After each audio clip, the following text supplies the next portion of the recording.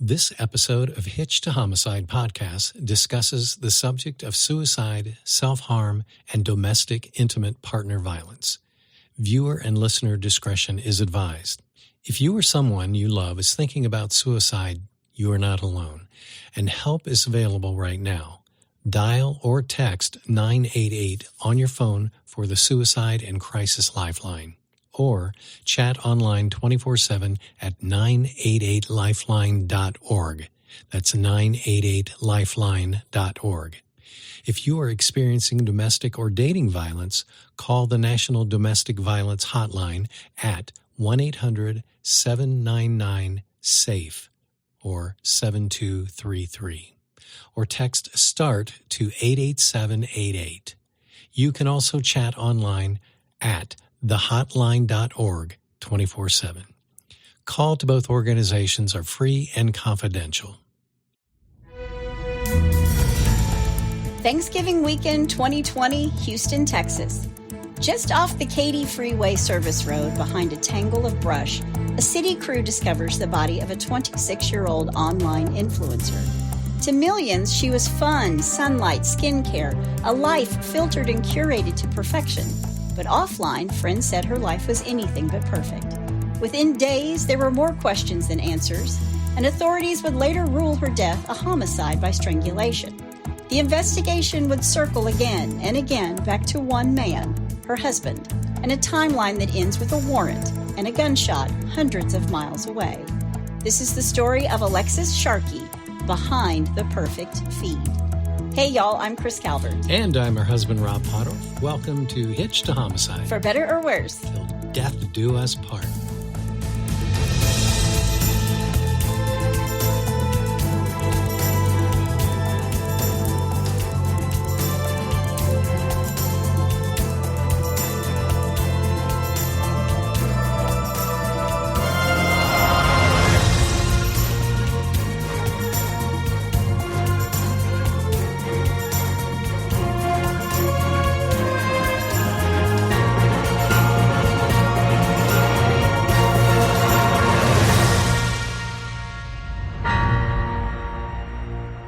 Welcome back, everybody. Yes, welcome. And for our friends in Greenland. Okay, which is icy and Iceland is greeny. You got it. Velkommen. That sounds very German as well. I'm sure there's a reason for that. Maybe. Yeah, a little bit. Well, wherever you're listening, be sure to subscribe to Hitched to Homicide. Then like, rate, and review the podcast so other people who love true crime and are just like you and can't get enough of it. Never. Can never get enough. So all those people can find us. Yes. If you're watching us on YouTube, hit that subscribe button below. If you want true crime with us 24/7, please go join our closed Facebook group, The In-Laws and Outlaws. All you have to do is go to Facebook, type in H2H In-Laws and Outlaws, answer a couple questions. You're in, go join. Please do. We love those folks. They're great. Yep. You can find us on Instagram at Hitched to Homicide or on X at H2H_podcast. And we also have a Buy Me a Coffee link if you want to send Rob some coffee or me a chai tea. I'm trying to be better. He drinks it every episode. I'm still drinking Diet Mountain Dew every episode. I know. We're trying to cut her down. What can I say? I know. You can find that link in our show notes. You can also send us a text. The link to that is at the top of the show notes where it says, send Chris and Rob a text. Mm-hmm. You know, I'm kind of on a roll with my November Thanksgiving cases. Yeah. I'm going to run out of them probably next year. I won't have any to do. But for right now, I'm kind of sticking with my theme of Thanksgiving. And this case, you know, is about a murdered turkey. It's not about a murdered turkey. Okay. It's about a murdered, beautiful woman who was really well known on Instagram. Okay. Before we get started, let me thank some sources. Wikipedia, People.com, The Houston Chronicle, ABC 13 Houston, The Denver Gazette, Newsweek, NBC News, Fox 26 Houston, the podcast Kendall Ray, and the Seriously podcast, and Reddit, just to name a few. All right. Well, you ready? I am. Let's do it. Alexis Leigh Sharkey was born on January 25th, 1994 in Warren, Pennsylvania. I did find some sources that said she was born on February 6th, but I do think the other date is correct. Okay. She has sisters, Toby and Riley. She would grow up in Youngsville and graduated from Youngsville High School in 2012, where she was the class historian, and she was an athlete and also in the National Honor Society. She's a smart cookie. Yeah. She went to the University of Pittsburgh at Bradford and graduated summa cum laude in 2016, majoring in biology and minoring in nutrition and psychology. Again, smart cookie. Yeah. She thought about going to medical school for a hot second, but I think she loved life and traveled too much to have the next 8 or so years of her life dedicated to medicine, wearing a white coat and scrubs and sleeping at the hospital and eating terrible food. Sorry, can you tell I know that one a little bit too well? Drinking too much chai tea. Drinking too much coffee. Yeah. Instead, she moved to Odessa, Texas, where she worked at a Twin Peaks, which is a sports bar where the female wait staff wears sports bras, kind of like Hooters. Right. And Alexis is very pretty, and she made a lot of money. She made a ton of money there, and she made a lot of friends, and she had a lot of fun. She's a very social gal, and people were naturally attracted to her. She had a very kind nature about her. She was very positive, and she sort of brought this great energy to everything that she did. In the summer of 2017, Alexis was engaged, but she broke the engagement, and after this, she struggled a little bit, but her friends at Twin Peaks were really supportive, and while she's mending her heart, one of her friends notices that Alexis has this one regular customer that she really got along with. His name was Tom Sharkey. Okay. Tom is a consultant in the oil business. And even though I couldn't nail down who his employer was, and maybe he held many different positions related to oil field consulting or operations, he was a world traveler, and an international travel was like a huge part of his job and his responsibilities. And he would work on these projects in different countries and regions of the world. Tom was charming. He was tall. He was muscular. He looks like a gym bro who uses steroids to me. Yeah. He's pretty much twice her age. Alexis is 23. Tom is 45. Oh, wow. Tom is a divorcee. He had 2 kids, including a daughter that was Alexis's age. But these 2 hit it off, and Alexis didn't care that he was nearly twice her age. And with kids, he was a world traveler, and she loved traveling. And I think he was charming. Yeah. After she meets Tom, she decides she wants to leave Twin Peaks. She wants to work for herself so she can travel, just like at a moment's notice. And I'm just here to tell you, I've worked for myself for a very long time. You never get to travel at a moment's notice because you're always working for your clients. Yeah, exactly. I'm just telling you now. Yeah, I work for myself, obviously, being a composer. It's great working for yourself, but you've got a jerk for a boss. It's true. Yeah. But she wants to travel at a moment's notice, and at the time, she was using these hair care products by a company called Monat or Mona. Don't know which one. It's Monat. Don't know if it's French or American. In the South, they call that Monat. Monat. Maybe it is Monat. Someone's going to email me and tell me what an absolute idiot I am. Hey, it can't be any worse than my welcome. Yeah, no, I think it might be. It was a multi-level marketing company. So she joins the crew and she begins selling skin, hair, and wellness products. And she starts recruiting people to work under her, which is how a multi-level marketing company works. Amway. Yeah, and she's very successful at it. Yeah. She was an executive director and mentor at the company. Good for her. And part of the reason she was so successful was that she was beautiful and she worked hard and she's super smart and she uses Instagram to peddle her wares. Sure. And to show what it can do for you because she's gorgeous and her hair is gorgeous. And she's like, you just need to use these products. And oh, by the way, you should come on board and work for the company. Yeah. She becomes an Instagram influencer. And between that and her salary and bonuses, she's making close to $500,000 a year. Yeah. And all the while, she's posting this very curated life online, right? Everybody says, your Instagram reel, that's everybody's highlight reel. You can't, kids, please don't look at everybody's Instagram reel and stuff and just be like, oh my gosh, their life is so perfect and mine is so horrible. You're only getting the highlights. Just a clue, there is no perfect life. Nobody knows what they're doing. We're just all flying by the seat of our pants. Okay? You got it. I'm holding it together today with one bobby pin. I promise you I am. But Alexis was widely described as driven. She's extroverted. She's very health conscious. She's known for how smart she is, how friendly she is, and her friends and her family have stated that she was ambitious, even at a young age. And by 2019, her follower count and engagement indicated her influencer profile was well established with over 21,000 followers. Wow.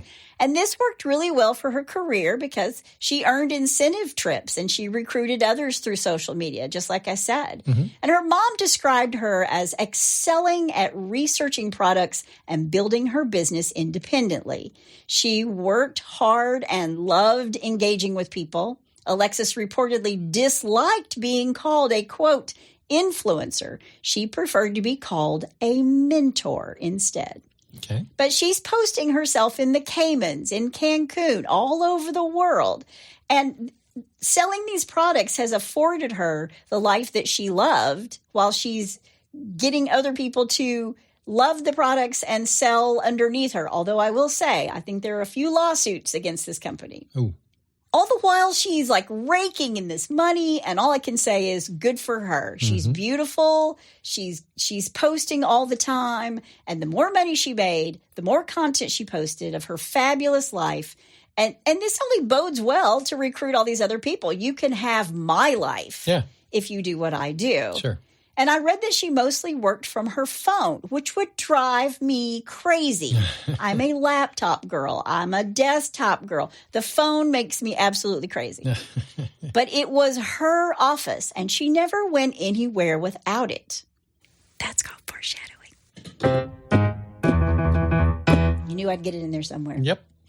She's posting to her Instagram stories regularly, and her friends and coworkers would always get in touch with her because she always had her phone in her hand. See, that's another thing. You try to call me or text me, I'm like, oh, I'm sorry. I see it, 4 hours later.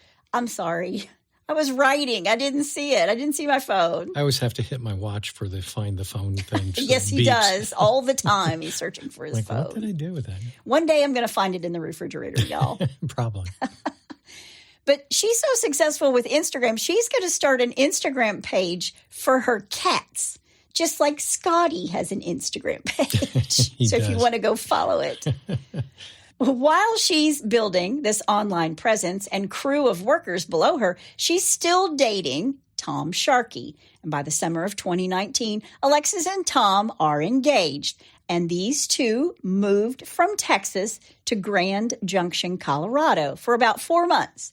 They moved because of Tom's job, and he was always working these temporary positions in different locations on these job assignments. And she can work from anywhere, right? Because all she needs is her phone. Sure. And Alexis used this beautiful backdrop of Colorado for all her new content.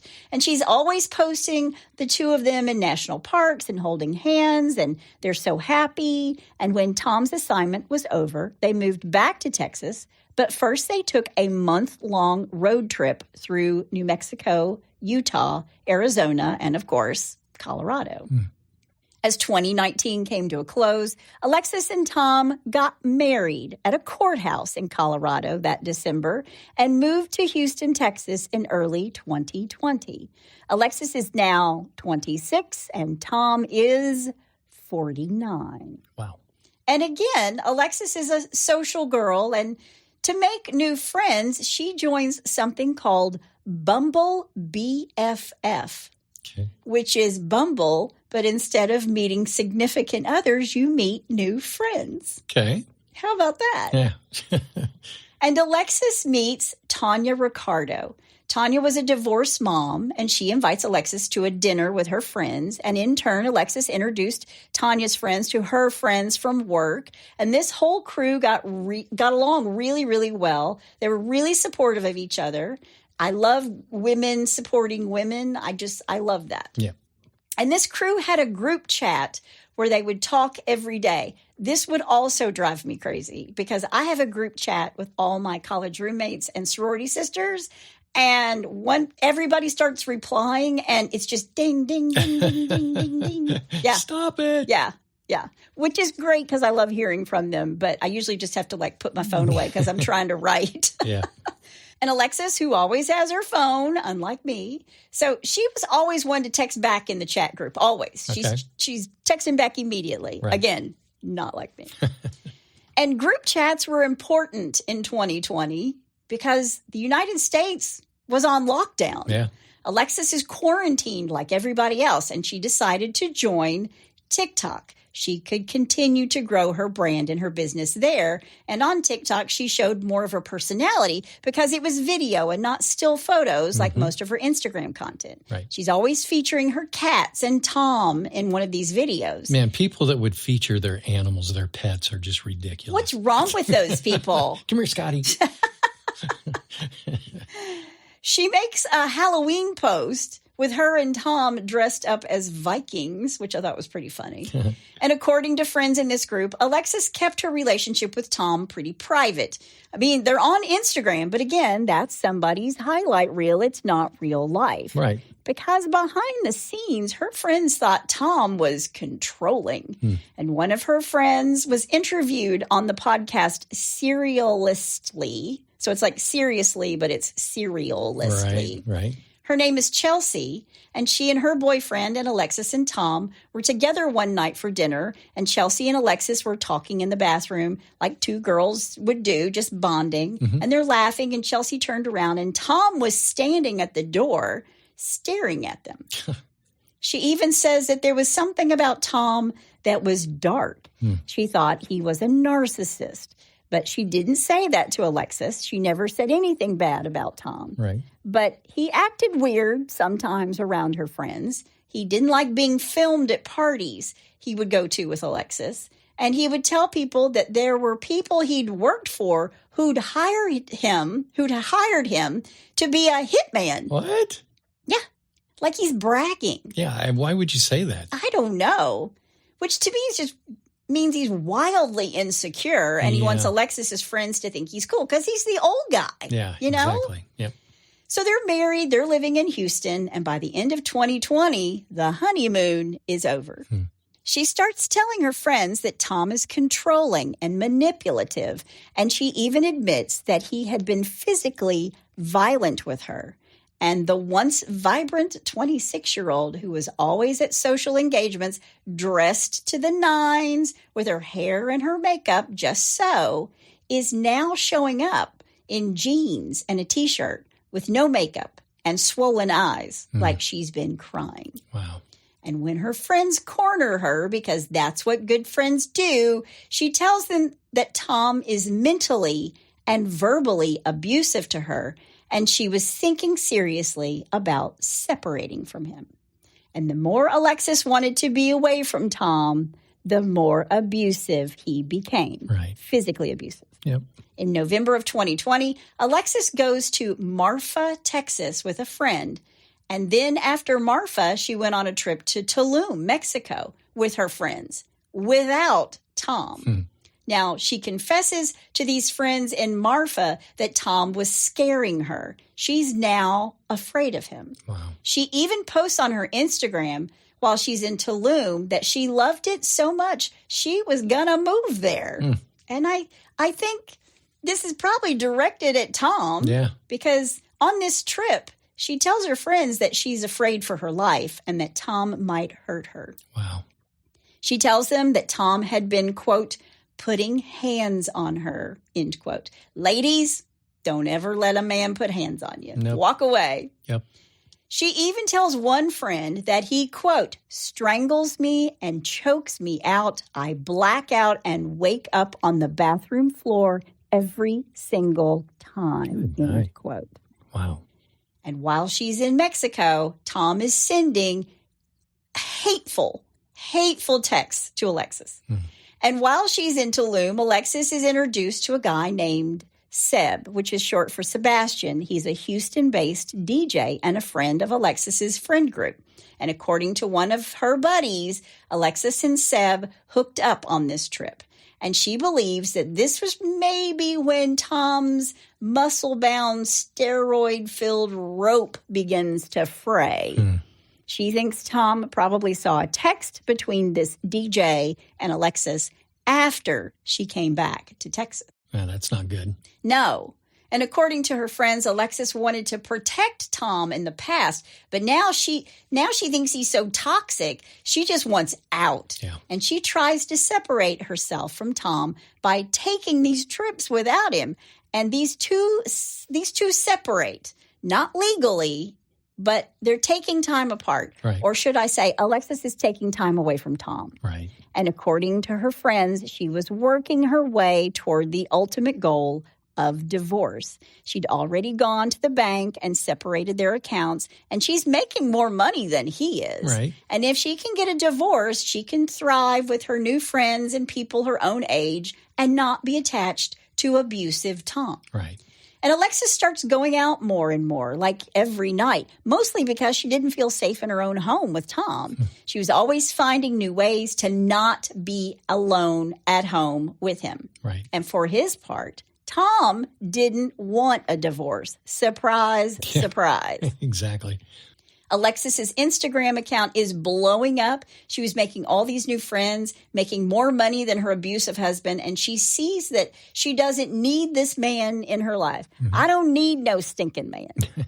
I don't need no stinking man.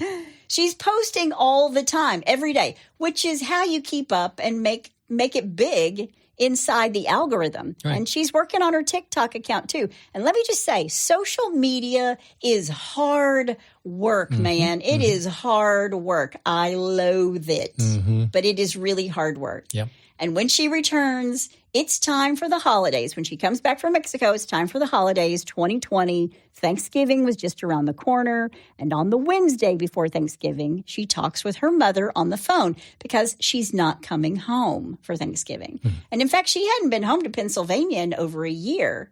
So her mother wanted her to come home for Christmas. And Alexis and her mom make a plan for her to do just that. And her mother thought it was strange that Alexis, who normally loved coming home to see family, had been staying away. She's super, super close to her family. Okay. Meanwhile, Alexis's best friend Chelsea has told her that she's welcome to come live with her and her daughter. She says she can have her daughter's room because her daughter never sleeps there anyway. Right. And she tells Alexis, come and stay with us for a bit. And Alexis tells Chelsea, that she thinks it'll be okay. She'll be okay. It's going to be okay. She thinks she's got it handled. Why do I feel like that was the wrong thing to do? Because this is a true crime podcast and the title is Hitched to Homicide. Yeah. On Thanksgiving Day, November 26, 2020, Alexis and her mom texted each other wishing the other happy Thanksgiving, but they didn't actually talk on the phone. And Alexis stayed home that morning, and then that night she went and had dinner at her friend Tanya's home, and she did not bring Tom because they're separated. Right. Around midnight, Seb, the DJ she may or may not have hooked up with in Tulum, picked her up from Tanya's, and they went out to a bar. They partied until about 3 a.m. And then Alexis texts Tanya to let her know that she's coming back to her house because she had left a few things there. She left some stuff behind. Right. But it's like 3 a.m, and Tanya's asleep and didn't see the text. And Alexis goes to the house, and then she realizes everybody's asleep, and then she just goes home. Now, the next day is the biggest shopping day of the year, Black Friday, Right. which always seems to start on Thursday night if you know anything about Black Friday. Oh, yeah. But it's a big deal for people who are in multi-level marketing companies like Alexis. It was a good time to promote products, to get ahead of Christmas rush and Christmas shopping. And many of Alexis's colleagues were already posting after Thanksgiving dinner. But Alexis didn't post anything at all. And she usually was leading the charge to post all over all over social media, she's posting more than all of her recruits, all the people who are below her. Sure. Because when they made money, she made money. Right. But the usually social media savvy Alexis is silent. Then around 5:30 p.m. on Black Friday, Alexis texts the group chat asking what everyone was doing. She wanted to go out. And Tanya was busy with relatives in town, but she suggests that they have a girls' day wearing their pajamas, watching movies on Saturday because the weather in Houston at the time was really cold. And the group agreed. They're all texting back and forth. And that text was the last time anyone would ever hear from Alexis Sharkey. Uh-huh. On Saturday, after Black Friday, her close friend Tanya reaches out to confirm their plans for PJs and movies and girl time. But Alexis didn't reply, and her read receipts are on. So her friends who've been texting her can see that she's not seeing the text because they don't say read. Read, right. And since no one had heard from her and she wasn't on social media, other than liking some Facebook posts the night before from like 6:30 p.m. on Friday, there wasn't a trace of Alexis to be found. Tanya's worried, and she drives over to Alexis's apartment with another friend, and they start knocking on the door, but nobody's answering. So they went and they just sit in their car for a couple of hours, hoping that they could catch her coming home. Right. But she never comes home. There's no sign of her anywhere, and Tanya reports her friend, Alexis Sharkey, missing to the police. She also calls Alexis's mom, who tells her that she's been talking to Tom, her husband, and she already knew everything. Now, after this, her family and friends are all on social media where she had so many followers, they're begging people to reach out if they've seen her or talked to her or knew where she was, even if they had just heard something or they saw something online. Sure. And Chelsea, her best friend, is spending her time with her family when Tom Sharkey texts her boyfriend at the time. His name is John, and John said Alexis is missing. So the boyfriend, John, calls Tom, and they talk for 45 minutes. And Tom tells him that he and Alexis got into a fight and that she left. And this phone call, 45 minutes long. When do men talk 45 minutes on the phone? Yeah, exactly. And the story that he tells John is going to change several times. Then John, the boyfriend, calls Chelsea and says, just thought you should know, Tom texted me and said that, like, Lexi's missing, and I called him, and he says that she ran away with someone, and he hopped a fence, or she hopped a fence, and he was trying to chase after her, and she got into a black sports car or something, but that when Alexis left, she was barefoot, and it's cold outside, remember? Yeah. But that story's going to change. And it's going to change into they never got into an argument. And she was wearing running shoes and sweats when she left. In one version, she takes her phone with her. And in another one of Tom's versions, she left her phone behind. And Chelsea is thinking, this dude, this guy, for real? Yeah. So she bypasses everything and everybody and texts Alexis herself asking, hey, where are you? And Alexis doesn't respond. And Chelsea calls Tanya and another friend, Kendra, to say there's something that's really, really, really wrong. But Chelsea goes to sleep that night without hearing back from Alexis. And she wakes up in the middle of the night in a panic, and she hears a voice in her ear that says, quote, find my body, end quote. Ooh.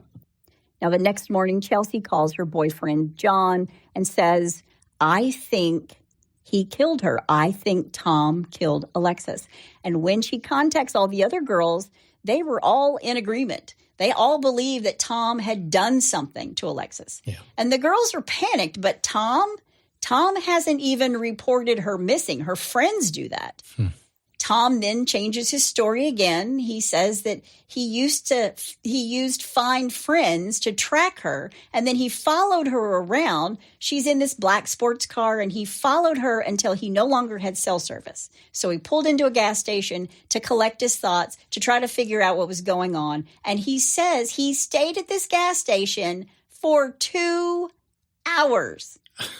What? No man talks on the phone for 45 minutes, and no man stays at a gas station for 2 hours.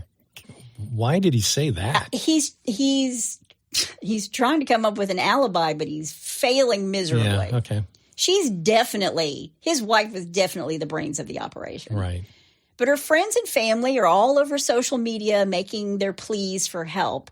But while they're all on social media and out looking for Alexis and filing missing persons reports, the next morning on Sunday, Alexis's body is found 3 miles away from their apartment.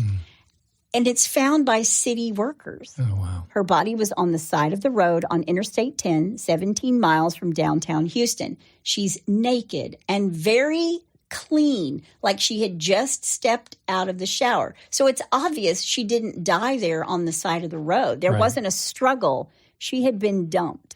Wow. And at first the workers thought she was a mannequin, and a driver saw the body, but he didn't stop because, again, he's like, that's a mannequin. Yeah.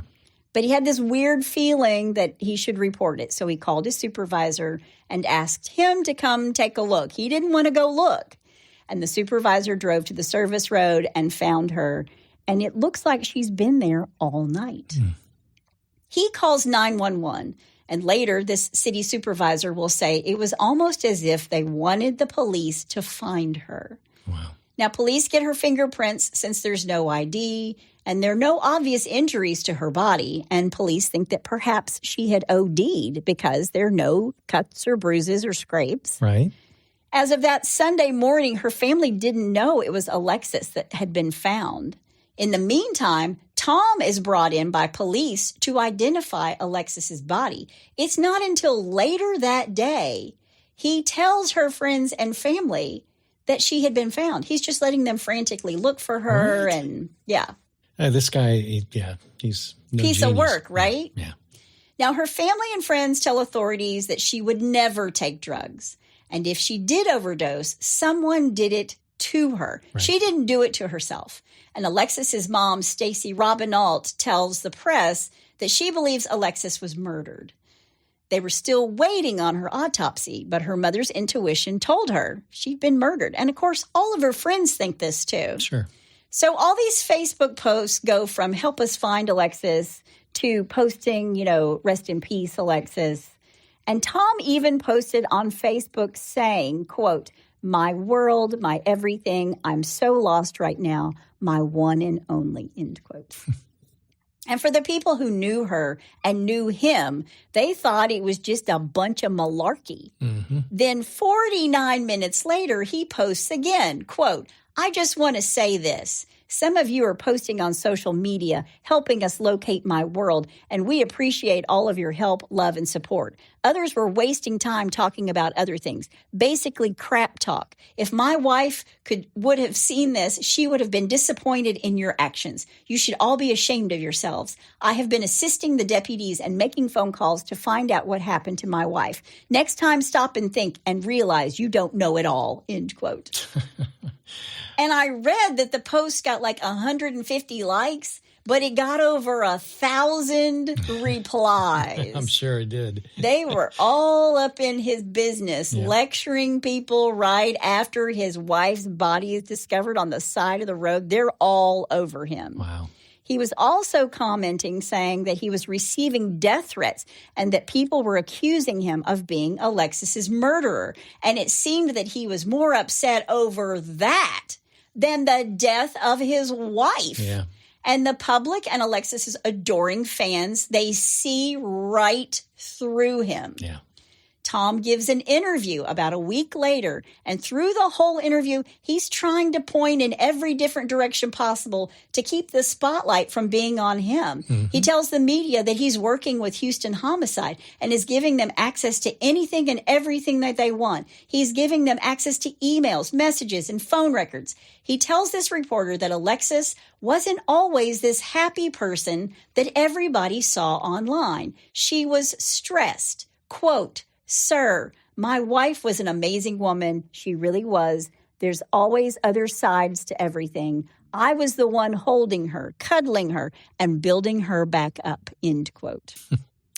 He's the hero. He's the hero. Jeez. Yeah, him and his roid rage arms that are about the size of my waist. Wait till you see this guy. He says in this interview how great their marriage was and how he was her rock, no matter how emotionally distraught and, quote, troubled, end quote, she was. Wow. He said her smiling for social media was just for show, for likes, and to build her brand. So he's trying to paint her as unstable. Yeah. But her friends and family are like, not today, Satan. Yeah. Think again. Alexis never suffered from mental health issues. She was strong and happy. And when she was unhappy, it wasn't that she was unstable. It was a man that came into her life that was ruining her mental stability. Right. And one of her friends said, quote, when you think of an ideal woman, it's Lex. I always told everybody she had it all. She was brains, beauty, and the fact that someone could just throw her on the side of the road like garbage, end quote. Tom tells police that the last time he saw her was after they had Thanksgiving dinner. Now, she went to Tanya's home for Thanksgiving, and there's even a photo that was posted of the crew online. So maybe he's saying they celebrated on Friday night, and that was the last time he saw her. Yeah. And he tells police that Alexis had a lot to drink, and she wanted to go out, and he didn't want her to drink and drive. So he's saying that she was in no shape to be out alone. And because she went out alone after I told her not to drink and drive, she was murdered, it's all because of her. Yeah. Yeah. I tried to save her, but... Yeah, I tried to save her. I'm her knight in shining armor. I'm the one who cuddles her. I'm the rock. one who props her up. I'm her rock, yeah. Whatever. But he did finally admit that when she left, she wasn't driving. He told the police the story about how she'd walked to get to the street barefoot. She jumped over a fence that ran around the apartment complex, which now I'm thinking that's what he was trying to say, what Tom was trying to say to John, Tanya's boyfriend, or Chelsea's boyfriend. I can't remember which one. Right. And then he said she got into a strange car and they drove away. And he's such an idiot because the autopsy is going to speak from the grave, and Buddy does it ever. I was just about ready to ask, what was the autopsy report? On January 19th, 2021, the medical examiner releases the cause of death, asphyxiation due to strangulation. There you go. She'd been strangled to death. It's a homicide. And what did she tell her friends? Yeah. He's putting hands on me. He's choking me out until I black out. Yeah. And strangulation is thought to be a very personal kind of way to murder. So people who do this, they usually know the person or they have some specific hatred for whatever that person is or what they represent, like serial killers who strangle sex workers kind of thing. Right. Right? Right. And it takes a long time to strangle somebody. You really have to choke them out for a long time. And then she is stripped naked and dumped on the side of the road. I mean, it's degrading. It's humiliating, right? Yeah. Eventually, it will come out that Alexis was planning on divorcing Tom. She'd already split up the bank accounts, but she went missing before she could file for divorce or separation papers. And the people she was with in Tulum said she told them point blank that Tom had been strangling her and she was waking up on the bathroom floor. And speaking of Tulum, it's really kind of unclear as to whether Seb, the DJ, and Alexis had this thing going on. And because she had such an online presence, everyone wanted to express their theory online about her life and about her love life and what may or may not have happened and what Tom did or did not know. Right. Meanwhile, Seb is kind of scrubbing his Instagram account. Like if there are pictures of the two of them together somewhere, he's taking them down. Can't blame him. Which makes it look a little hinky, right? But he had nothing to do with it. Right. He just doesn't want to be associated or Right. have any contact or have anybody look at it and say, oh, well, this guy may have done it. Yeah. Yeah. So regardless of all of this, one thing was clear. Tom had told different stories to different people, and in some of them, Alexis left in a black car or she left on foot. And something that really bothered people about Tom, other than him changing his story all the time, was that in social media posts, before they found her body, he referred to Alexis in the past tense. Then the medical examiner had inadvertently listed Alexis as Alexis Leigh Robinault, her maiden name, which was an oversight. Right. But Tom was listed as her next of kin. He's the one who identified the body. And on January 18th, it came out that Tom had never officially claimed her body. What? And as her legal husband, it was up to him what would happen to her. Was she going to be buried? Was she going to be cremated? And when they first discovered her body, Tom and her mother, Stacy, talked about Alexis being buried back home in Pennsylvania. And Tom agreed to this. So in the beginning, he's cooperating with Alexis's family and working with them to come up with a plan. But then he just stops answering Stacy's calls and her text messages. Weird. And there was nothing they could do. They couldn't get to her body. They couldn't get her body home without Tom giving the A-OK. So finally, the medical examiner agreed to release her body to her parents and list them as the next of kin. And they brought her home and had a small private funeral. Now, there were tons of rumors and online speculation, but I'm not going to go into any of those. What I will tell you is that when Tom and his first wife split up, remember, he has kids that are the same age as his wife. Sure. The court documents show that his wife at the time alleged all kinds of bad behavior on Tom's part. Mm-hmm. And she requested that the court restrict his right to the children. She petitioned for sole custody. And Tom's family also requested that the rights to his own kids be restricted. Really? Yeah. His own family? His own family is saying, wow, we don't want him to have this unrestricted access to the children. Man. They said that Tom suffered from suicidal ideations, anger issues. He was threatening, and it was in the kids' best interest if they were with the ex-wife, and his access to them is just flat out restricted. So is this all roid rage? Or? I think so. Yeah.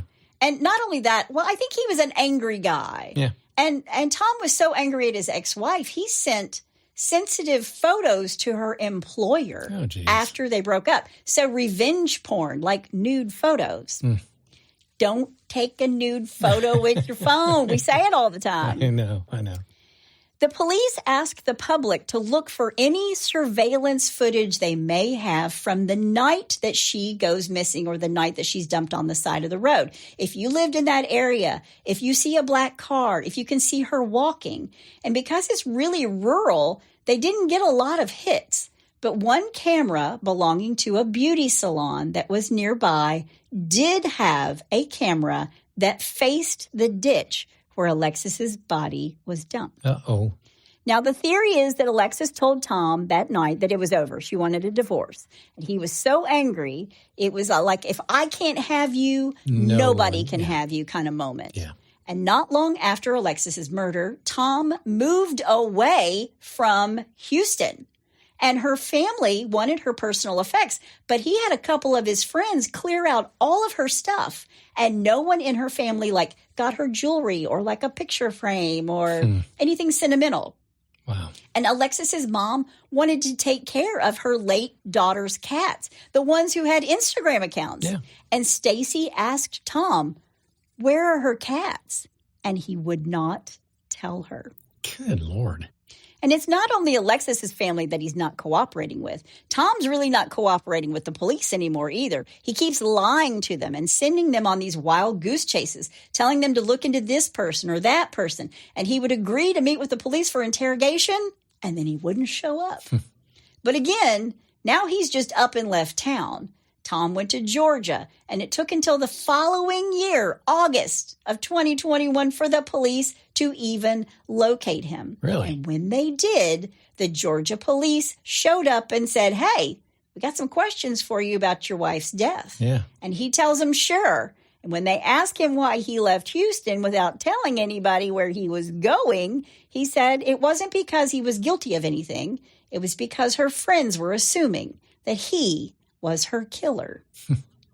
The police in Georgia set up a time for him to come down to the station, and he agrees to provide them with a DNA sample. He tells them he just really wants his wife's killer to be brought to justice. And then he never shows up. Yeah. Surprise, surprise. Tom has now picked up and moved to Florida. And the U.S. Marshals tracked him to Fort Myers, where he's crashing with his daughter and his daughter's boyfriend at that time. Now, when they find him, they tell the Texas-based Marshals and also the Gulf Coast Task Force in Houston. They file a warrant for Tom's arrest. And on Wednesday, October 6, 2021, at approximately 10 p.m., the U.S. Marshals and the task force are ready to bring Tom in. They're ready to arrest him. They went to his daughter's home, and they knock on the door. The U.S. Marshals knock on the door. Just kidding. They're banging on the door. They're shouting, U.S. Marshal, come out. Yeah. And the daughter and the boyfriend do come out of the house, but Tom did not. And according to the daughter and her boyfriend, they had no idea that Tom, her dad, was wanted for murder. Man. And all of this comes as a complete shock to them. They're really confused as to what's happening. But the authorities get them out of harm's way, and they go in looking for Tom. It's like, we're not here for you. Right. You need to get out of the house. Right.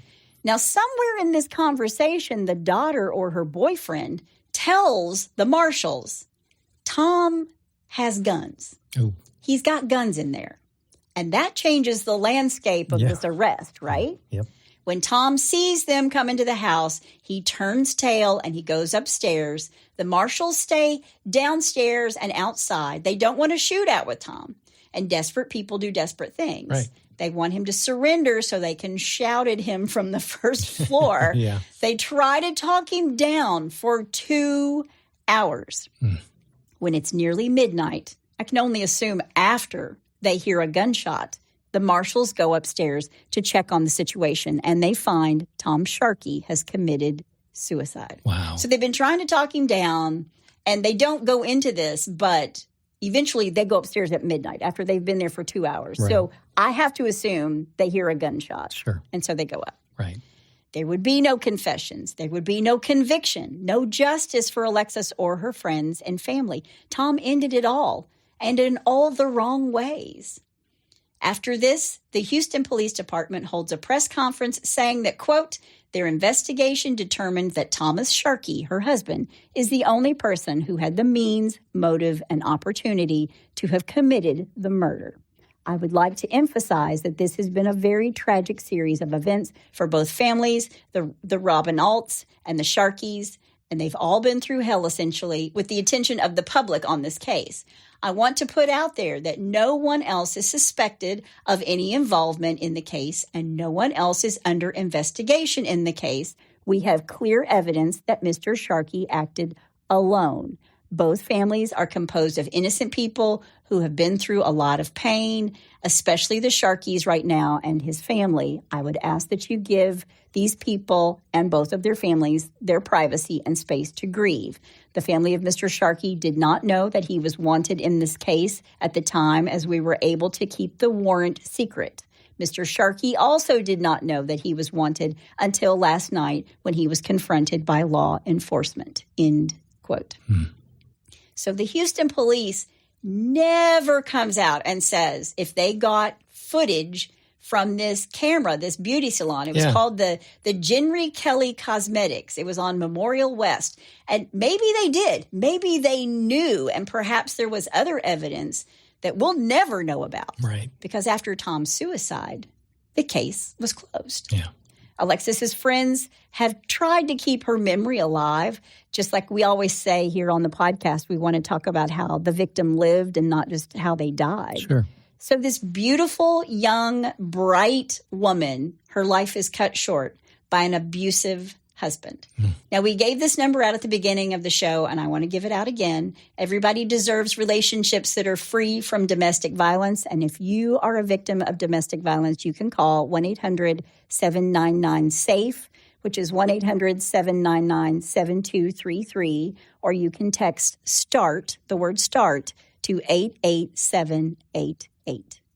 I do want to say that Alexis's mother put out an online plea for anybody who knew anything about where her personal effects went to after Tom cleaned out the apartment, because they still want some of her belongings. I'm sure. And to get in touch with her. Yeah. But that is the sad story of Alexis Sharkey, a life gone too soon. And that's all I have to say about that.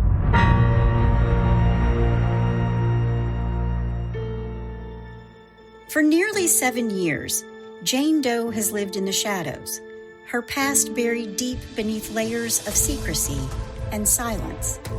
After completing more than was asked of her in her last assignment for the enigmatic Kaiwolf project, Jane Doe vanished without a trace, leaving behind a trail of dead bodies and unanswered questions. But now, as the specter of her past returns with a vengeance, Jane finds herself thrust back into a world she thought she'd left behind forever. When her former sins come knocking on her door, Jane is faced with an impossible choice: continue to hide in the shadows, or once again take up arms against the forces that threaten to tear apart the fabric of society. With enemies lurking around every corner and allies who may not be what they seem, Jane must rely on her wits, training, and her unyielding determination to survive. And while trust is a luxury she cannot afford, Jane must confront the truth about herself and her past. As the clock ticks, she realizes that the line between family, friend, and foe are razor thin, and in the end, the only person she can rely on is herself.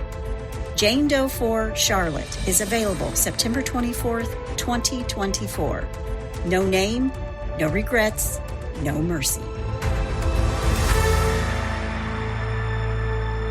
All right, here's my take on this very sad story. Yeah. I don't have one. She's just beautiful and so bright, and everybody loved her. You know, it's that thing where it always seems to be like the best and the brightest, the most beautiful. It's just not, it's not fair. It's just not fair. Yeah.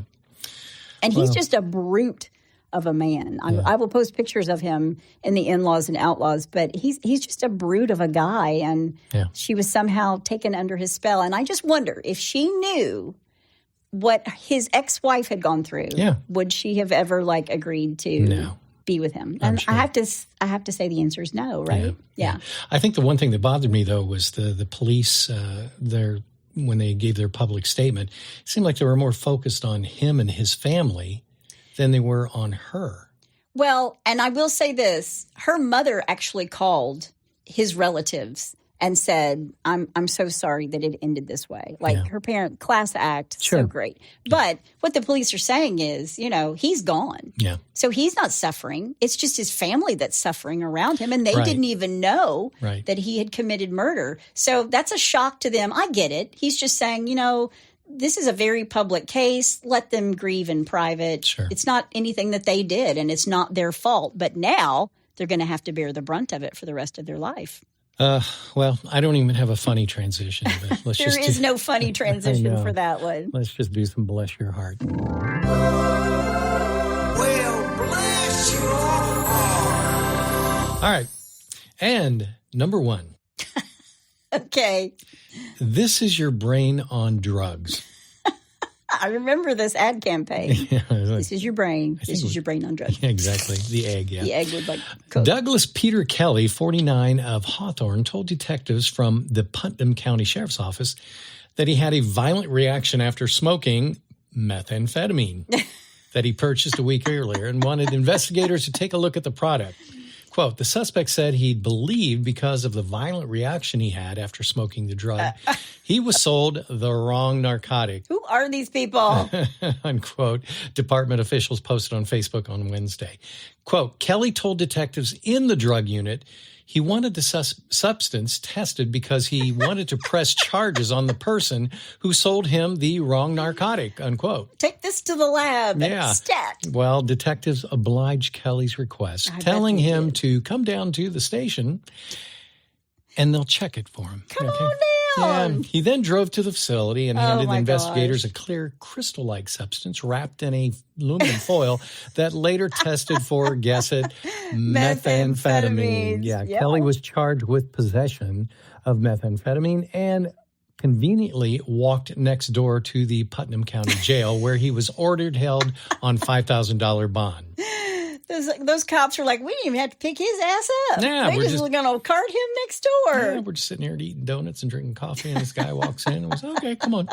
He was released from custody, the jail records show. Quote, remember, our detectives are always ready to assist anyone who believes they were misled in their illegal drug purchase, the department said in a Facebook post, which had been shared more than 35,000 times. I bet. That's too good. That's crazy. a good one. I like that. All right. Number 2, crime is a lot of work. It is a lot of work. Yeah. Abilene, Texas. Police in West Texas say a robbery suspect is in custody after he was caught snoozing at the scene. Can't make that up. An Abilene police statement says 20-year-old, and this is tough. Just go for it. Yeah, Kenyoni Sedekia, and I'm going to call him Bill from now on. That's pretty good, actually. Was armed with a gun at his apartment complex early Friday when he was arguing with his roommate, whom he had bound as he demanded money from him. He tied him up? Yep. Authorities say, and I'm calling him Bill, then fell asleep. He fell asleep after he tied him up. Oh. The roommate managed to get free around 4 a.m., slipped to a neighbor's apartment, and summoned police as Bill was sleeping. Bill then surrendered without incident. Taylor County Jail records show the Abilene man was being held Sunday on a aggravated robbery charge with bond set at $60,000. Yeah. And the moral of the story? Don't get your roommate off of Craigslist. Yeah, and don't have a name that the podcaster can't pronounce. Oh, I don't. Who cares about that? Just be safe out there. All right, number 3, and finally. And here's another. Marco. Polo. A fugitive was nabbed by giggling cops after he tried to hide under a bed with his legs sticking out. Jan Sivak, 30, was wanted for failing to turn up to court for a burglary rap. Officers turned up at his home in Halifax, West Yorkshire. That's over in England. Gosh. A town 200 miles north of London, in a bid to find him, but had no idea how easy it would be. They took a picture of their lazy suspect, adding on Facebook, "He won't be winning any awards for the hide-and-seek championship soon," unquote. Oh, my gosh. Civic admitted failing to surrender to bail during a brief appearance at Bradford Magistrates Court. Magistrate. There you go. Yeah, magistrates. I say potato, you say potato. Yeah. Mm-hmm. And was jailed for 14 days. The lawyer Gulfraz Khan said Sivak, can I just call everybody Bill? Had tried to get a court for Tuesday's hearing, but did not have enough cash for public transportation. Oh. He said Bradford is some distance from Halifax, and there is no possible way he can work. He had tried every possible avenue to attain some money for travel. Poor guy. Bless his heart. I know. Detective Inspector Gary Stevenson, that's an easy one, I can say that, said, quote, "This arrest was part of an ongoing proactive policing operation targeting those who are wanted by the police." Quote, "The 30-year-old man was arrested by officers after he failed to appear at court for burglary offenses." Oh, okay. During the hearing, Civic denied stealing $5,800 in cash and other goods in an alleged raid on a fish and chip shop. The fish and chips are pretty good over there. Yep, they really are. He was remanded into custody until his trial at Bradford County Court could be held. But I saw the picture, and it's so funny because they actually, when they busted him, they broke in, and he was hiding under the bed, but his legs were, up to his butt were sticking out from underneath the bed. Oh, I thought maybe it was like, the Wizard of Oz and the witch's shoes were out, the striped and the, the feet were out, but it was his whole leg. Yeah, he was face down. And the moral of the story is, oh my gosh, stay in school. Yeah, exactly. Oh man. Well, if you have a bless your heart, or somebody's heart who needs blessing, or somebody who can't get all the way under the bed to hide, I feel certain they would have found him anyway. Yeah. All you have to do is go to hitchedtohomicide.com. When you get there's a pull-down menu, and while you're there, you can also suggest a case or tell us about your brush with true crime. Hopefully it's not hiding under a bed with half of your body hanging out. Yeah. That is my amazing husband out there. And that's my beautiful Brian in the booth. Join us next time on Hitched to Homicide. Bye, y'all.